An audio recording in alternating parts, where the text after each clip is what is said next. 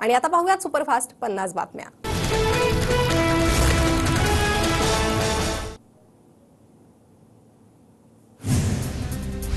आजपासून राज ठाकरेंच्या विदर्भ दौऱ्याला सुरुवात। राज ठाकरेंचा दुसऱ्यांदा गोंदिया जिल्ह्याचा दौरा। मनसैनिकांकडून भावी मुख्यमंत्री असा राज ठाकरेंचा बॅनरवर उल्लेख। भाजपकडून राज्यसभेसाठी 9 उमेदवारांची यादी जाहीर। धैर्यशील पाटील यांना भाजपकडून राज्यसभेची उमेदवारी।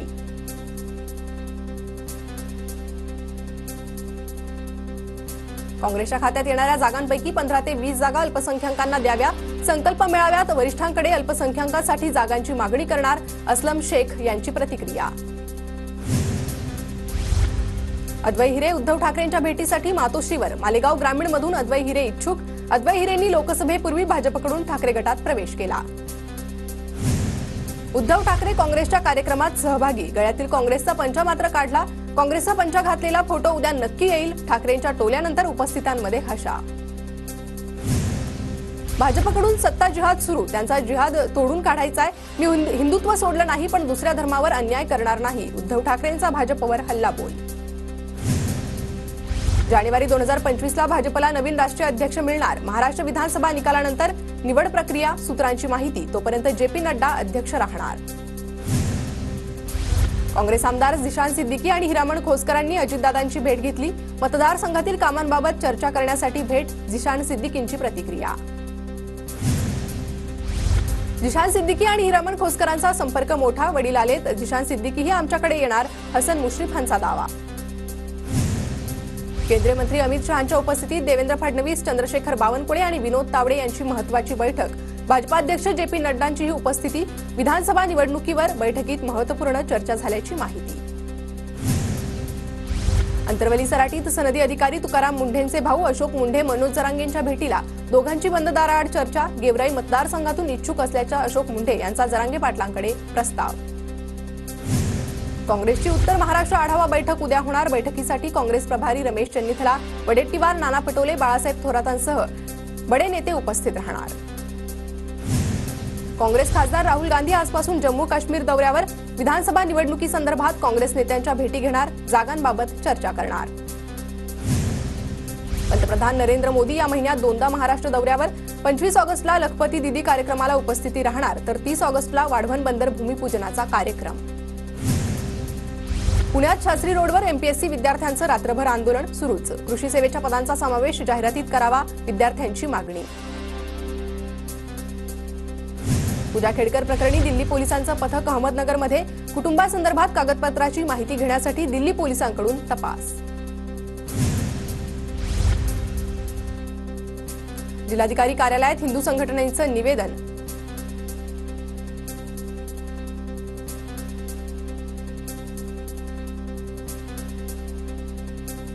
रामगिरी महाराजांना दिलेली सुरक्षा ही तुटपुंजी। महाराष्ट्र वारकरी महामंडळाकडून रामगिरी महाराजांना Z+ सुरक्षा देण्याची मागणी। रामगिरी महाराजांच्या वक्तव्याचे महाराष्ट्र वारकरी महामंडळाकडून समर्थन। रामगिरी महाराजांवर वादग्रस्त वक्तव्यामुळे कळमनुरी पोलीस ठाण्यात गुन्हा दाखल। कळमनुरी पोलिसांनी नाशिक जिल्ह्यातील सिन्नर MIDC पोलिसांकडे गुन्हा वर्ग केल्याची माहिती।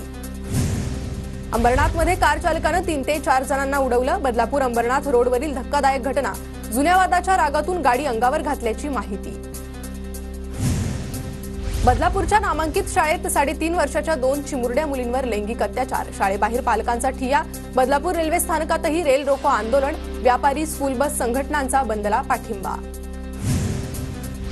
बदलापूर रेल्वे स्थानकावरील आंदोलकांना हटवण्यासाठी पोलिसांचा लाठीचार्ज। आंदोलकांना रुळावरून हटवण्यात पोलिसांना यश। काही आंदोलकांना पोलिसांनी ताब्यात घेतलं। बदलापूरमधील नागरिकांचं आंदोलन शांत। रेल्वे सेवा सुरळीत सुरू। बदलापूर स्थानकाबाहेर खबरदारी म्हणून पोलिसांचा बंदोबस्त। शहरातील इंटरनेट अजूनही बंद, तर आजही कलम 163 लागू। शहरातील दुकानंही बंद। बदलापूर शहरातील सर्व इंटरनेट सेवा बंद। शहरात कोणताही अनुचित प्रकार घडू नये म्हणून प्रशासनाकडून खबरदारी। पोलिसांनी बळाचा वापर केल्यानं आंदोलक संतापले। आंदोलकांनी रेल्वे ट्रॅकवरील दगड पोलिसांवर फेकले। दगडफेकीनंतर पोलिसांनी काही आंदोलकांना ताब्यातही घेतलं। पोलिसांनी बदलापूर रेल्वे स्टेशन परिसरातील रस्ते मोकळे केले। नागरिकांना घरी जाण्याचं पोलिसांचं आवाहन। बदलापूर स्टेशन परिसरात मोठा पोलीस बंदोबस्त तैनात। बदलापूर चिमुरड्यांवरील लैंगिक अत्याचार प्रकरणानंतर पोलिसांकडून तब्बल 12 तासानंतर गुन्हा नोंद। पोलिसांनी गुन्हा दाखल करण्यास टाळाटाळ आणि हलगर्जीपणा केल्याचा पालकांचा आरोप। आंदोलकांना पांगवण्यासाठी पोलिसांकडून सौम्य लाठीचार्ज, मात्र कुठल्याही आंदोलकाला इजा होणार नाही याचीही पोलिसांकडून खबरदारी।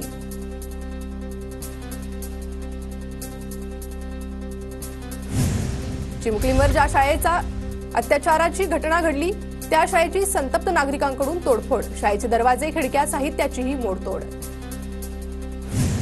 आंदोलकांना रेल्वे ट्रॅकवरून हुसकावल्यानंतर संतप्त जमावाची एसटी बसवर दगडफेकीमुळे बसच्या काचा फुटल्याचा व्हिडिओ समोर।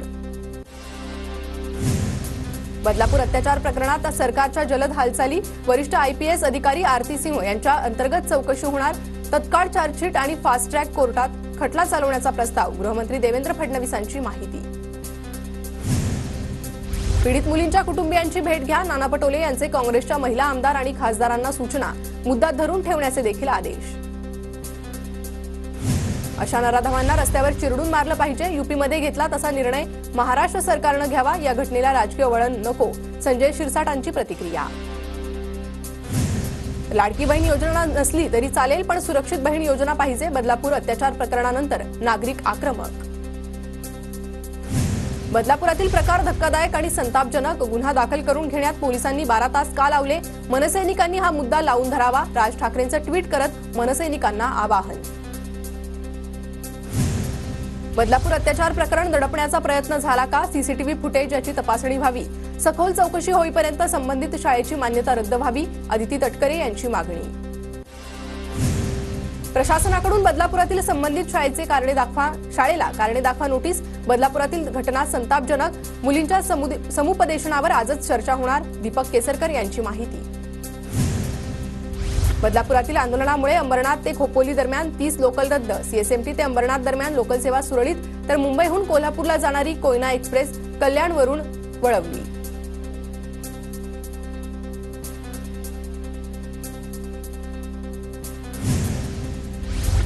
CSMT स्थानकावरून आतापर्यंत 10 मेल एक्सप्रेस गाड्या कर्जत, पनवेल, ठाणे स्थानकावरून वळवल्या। बदलापूर प्रकरणात महिला पत्रकाराने चुकीचं वार्तांकन केल्याचा शिंदे गटाचे शहराध्यक्ष वामन म्हात्रे यांचा आरोप, महिला पत्रकार मोहिनी जाधव यांच्याकडून संताप व्यक्त, तक्रार दाखल करण्याची प्रक्रिया सुरू असल्याची माहिती। नंदुरबार जिल्ह्यातील धडगाव तालुक्यात मुसळधार पाऊस, आठवड्याभराच्या विश्रांतीनंतर पावसाची पुन्हा हजेरी, पावसामुळे वातावरणात गारवा। जळगावात सलग दुसऱ्या दिवशी मुसळधार पावसाची हजेरी, जिल्ह्यामध्ये अनेक भागांमध्ये विजांच्या कडकडाटासह पावसामुळे बळीराजामध्ये आनंदाचं वातावरण। बारामतीत हॉटेल व्यावसायिकाचं अपहरण करून व्यावसायिकाकडून व्याज वसूल, 3 खासगी सावकारांविरोधात गुन्हा दाखल। श्रावण महिन्यानिमित्त धुळ्यात महिलांच्या उपस्थितीत कावड यात्रेचं आयोजन, भर पावसात महिलांनी कावड खांद्यावर घेत यात्रेत सहभाग नोंदवला।